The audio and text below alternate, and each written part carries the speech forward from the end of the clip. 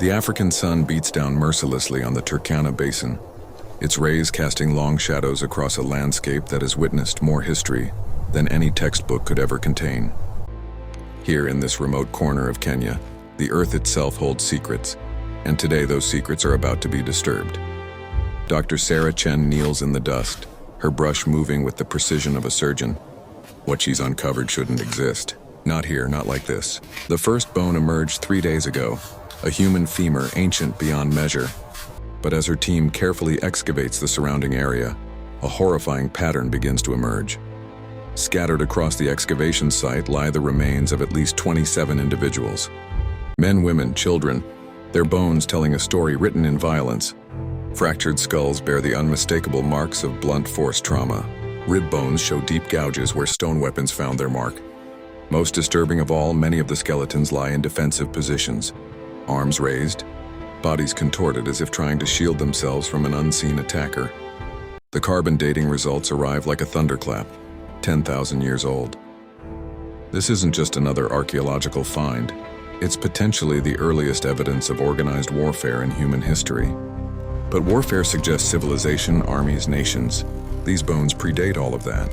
So what happened here, in this forgotten corner of prehistoric Africa? Dr. Chen lifts a small stone projectile point from beside one of the skulls. The obsidian blade is still sharp enough to cut paper, its surface stained with something that might once have been blood. Her hands tremble slightly as she holds it up to the light. This isn't just an artifact, it's a murder weapon, preserved for millennia in the very spot where it claimed a life. The wind picks up, carrying with it the whisper of ages past. Somewhere in the distance, a lone bird calls out, a sound that seems to echo the screams that once filled this valley. The team works in unusual silence, each discovery more disturbing than the last. Children's bones mixed with adults. No signs of burial or ceremony. Just bodies left where they fell, abandoned to the elements and the slow passage of time. As the sun begins to set, painting the excavation site in shades of gold and crimson, Dr. Chen steps back to survey their work. The bones are arranged now in neat rows, each skeleton cataloged and photographed. But the questions remain unanswered, hanging in the air like the dust kicked up by their careful work. What could have driven our ancestors to such violence? What dispute could have been so bitter, so insurmountable that it led to the systematic slaughter of an entire group? The bones offer no easy answers. Only the stark reminder that humanity's capacity for both creation and destruction runs deeper than we ever imagined. Tonight, as the team packs up their equipment and prepares to leave the site, the bones will remain, continuing their silent vigil under the African stars. They've waited 10,000 years to tell their story. Now finally, someone is listening. 10,000 years ago, this same valley pulsed with life, where now only dust and scattered bones remain. Flowing rivers once carved their way through lush grasslands. The climate was different then, wetter, more forgiving. Lake Turkana stretched far beyond its current boundaries, its waters teeming with fish, its shores alive with the sounds of early human communities. Imagine walking through this ancient landscape at dawn. The air carries the scent of wet earth and flowering acacia trees. In the distance, herds of antelope move like shadows across the savanna, while overhead, birds of prey circle in lazy spirals, waiting for opportunity to strike. This is a world where survival depends not on technology, but on wit, cooperation, and an intimate understanding of nature's rhythms. The people who called this place home lived in small bands, perhaps 30 to 40 individuals bound together by kinship and necessity. They were hunter-gatherers, nomads who followed the seasonal patterns of game and water. Their tools were simple but effective. Carefully crafted spears tipped with razor-sharp obsidian, nets woven from plant fibers, and grinding stones for processing wild grains and tubers. Watch them as they go about their daily lives. Women and children gather along the riverbank, their keen eyes spotting edible roots and berries that would be invisible to modern observers. Their laughter mingles with the splash of water and the rustle of reeds. Meanwhile, the men prepare for the hunt, their faces painted with ochre, their movements synchronized by generations of shared ritual and purpose. But beneath this seeming harmony, tensions simmer like heat mirages on the horizon. Resources, though abundant by today's standards, are still finite. The best fishing spots, the most reliable water sources, the territories where game is plentiful, these become sources of friction between neighboring groups.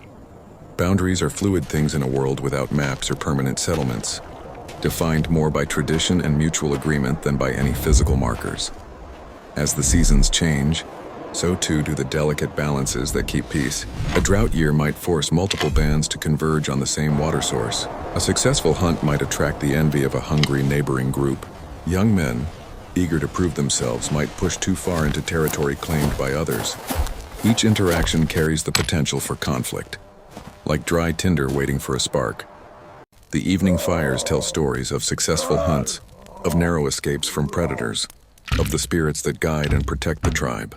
But they also carry warnings, passed down through generations in the form of ritual and song. Stories of what happens when the ancient agreements are broken, when respect gives way to greed, when neighbors become enemies. Tonight, as the flames dance and the storytellers weave their tales, few can imagine how quickly their world is about to change. It begins, as most tragedies do, with something small, a misunderstanding, a moment of poor judgment, a single step across an invisible line that has been honored for generations.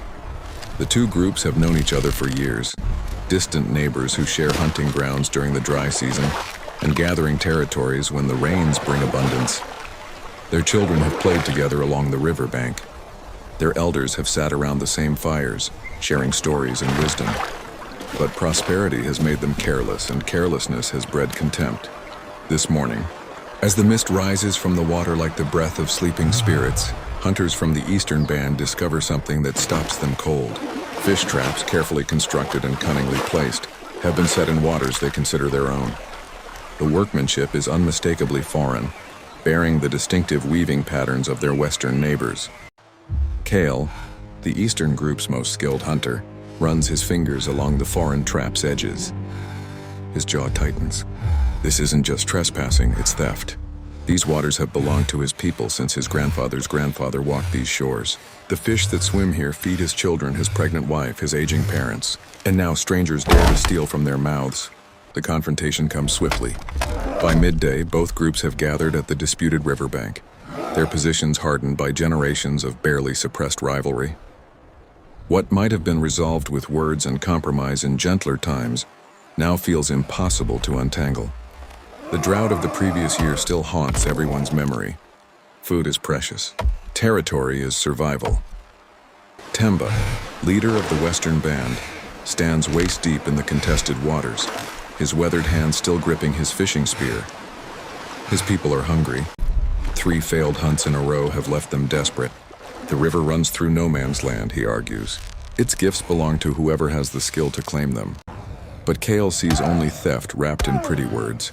His voice rises above the sound of flowing water, each accusation like a stone thrown across the divide. These are our fish, our waters, our ancestors' spirits watch over this place. The argument escalates with terrifying speed. What begins as heated words soon becomes shoving, then the flash of raised spears. A young warrior from Kale's group, barely past his naming ceremony, hurls his weapon in a moment of blind rage. The obsidian point buries itself in Temba's shoulder, sending crimson spirals into the clear water. Time seems to freeze. Both groups stare in horror at what has been done. Blood in the water, an omen so dark that even the children understand its meaning. The invisible line between dispute and warfare has been crossed, and there can be no return. Temba pulls the spear from his shoulder, his face a mask of pain and fury. When he speaks, his voice carries the weight of inevitability. You have drawn first blood. The spirits demand satisfaction. As the sun reaches its zenith, casting harsh shadows across the riverbank, both groups retreat to prepare for what must come next. The fish traps lie forgotten in the shallows, their purpose now lost in the promise of greater violence. Tonight they will sharpen their weapons and paint their faces for war. The ancient peace has been shattered by a handful of woven reeds and wounded pride. Tomorrow the real killing begins. Dawn breaks blood red across the Turkana Basin, as if the very sky knows what's coming. The morning air carries an unnatural stillness. No bird songs, no rustle of wind through the grass. Even the river seems to flow more quietly, as though nature itself holds its breath. They come at first light, when the world exists in that liminal space between dream and waking.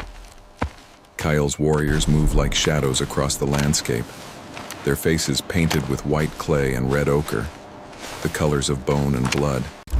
Each man carries his finest weapons, obsidian-tipped spears sharp enough to split hair, wooden clubs weighted with stones, and throwing sticks that can break bone at 50 paces. The western camp lies in a natural depression near the riverbank, surrounded by thorn bushes that once provided protection, but now serve as a trap. Temba's people are just beginning to stir when the attack comes, swift, brutal, and without warning.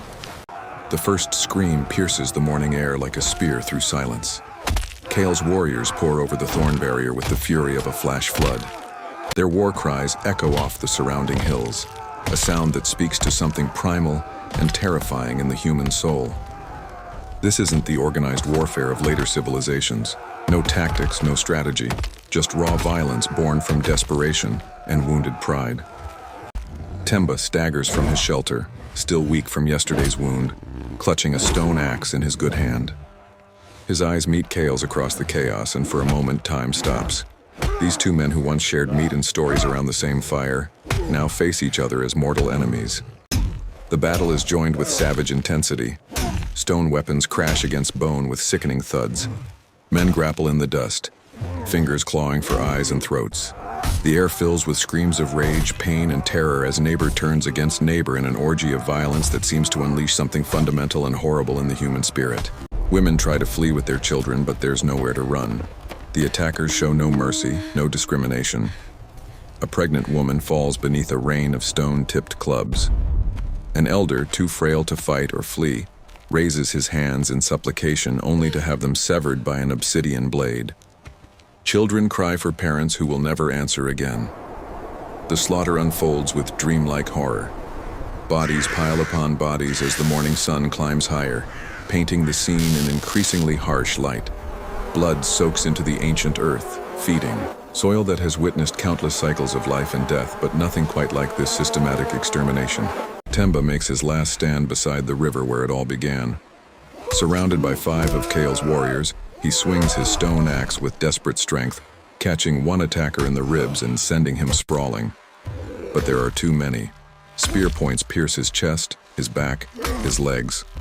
He falls to his knees in the shallows, his blood mixing with the same waters they once fought to control. Kale delivers the final blow, a perfectly aimed spear thrust that silences Temba forever. As the Western leader's body slumps into the current, the last organized resistance crumbles. The killing continues until there are no more screams to silence, no more pleas to ignore. When it's over, 27 bodies lie scattered across what was once a peaceful campsite. Men, women, children, elders, entire bloodlines erased in a single morning's work. As the dust settles and the echoes fade, Kale stands alone among the carnage he has created. His warriors gather the spoils, a handful of tools, some dried meat, water containers. Such trivial things to have killed for. The silence that follows is absolute, broken only by the gentle sound of water flowing over stone. The river continues its ancient journey to the lake, indifferent to the human drama that has played out on its banks. By evening, scavengers will come to claim what remains. In time, even the bones will be scattered and forgotten. But for now, in this moment between violence and forgetting, the weight of what they've done hangs heavy in the still air. Dr. Sarah Chen wipes the sweat from her forehead, leaving a streak of dust across her skin. 3 weeks of careful excavation have revealed the full scope of what happened here, and the evidence is overwhelming. This isn't just a burial site, it's a crime scene preserved in time. The bone analysis tells a story written in trauma and terror. Perimortem fractures, injuries inflicted at or near the time of death, mark nearly every skeleton. Depressed skull fractures consistent with stone weapons, peri-fractures on forearm bones where victims tried to defend themselves. Most telling of all, the lack of any healed wounds suggests these people lived and died in a single, catastrophic event. "Look at this," Dr. Chen calls to her colleague, Dr. Marcus Webb, as she carefully lifts a small skull from the sediment. The bone is delicate, obviously a child's, but it bears the same violent marks as the adult's. Blunt force trauma to the temporal region. Whatever happened here, they didn't spare the innocent. The excavation has revealed something unprecedented in prehistoric archaeology. Clear evidence of systematic violence between early human groups. The bodies weren't buried or arranged with any ceremony. They were simply left where they fell, abandoned to the elements and the slow process of fossilization. Over millennia, sediment gradually covered the remains, creating a perfect time capsule of humanity's earliest recorded massacre. Dr. Webb examines the stone projectile points scattered throughout the site. These aren't local, he observes, turning an obsidian blade in the sunlight. The nearest source for this type of stone is over 100 kilometers from here. Someone came a very long way to do this. The isotope analysis of the victim's teeth reveals another piece of the puzzle. These people lived their entire lives in this region, their bones carrying the chemical signature of local water sources and vegetation. They were natives, not invaders. Whatever conflict led to their deaths, it wasn't about territorial expansion. It was about something else entirely. As the team carefully maps each skeleton's position, patterns emerge that speak to the chaos of those final moments. Bodies clustered near what would have been shelter entrances. Adults positioned protectively over children. The unmistakable evidence of people who died trying to save others, even as their own world collapsed around them. The radiocarbon dating confirms what the team suspected but hoped wasn't true. These remains represent the earliest known evidence of organized intergroup violence in human prehistory. At 10,000 years old, they predate the development of agriculture, permanent settlements, and complex societies by thousands of years. This was violence in its rawest form. Hunter-gatherer against hunter-gatherer. Neighbor against neighbor. As evening approaches and the team prepares to close the site for another day, Dr. Chen takes one last look at the arranged skeletons.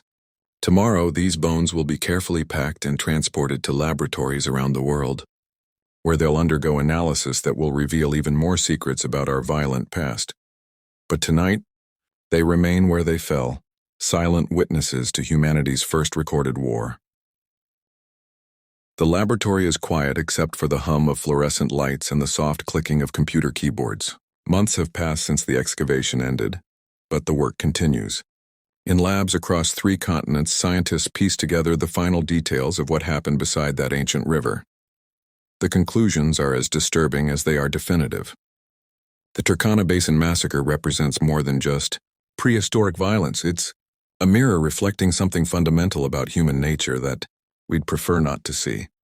Dr. Chen stares at the computer screen displaying the final report. The evidence is overwhelming. Systematic execution of an entire social group, including women and children.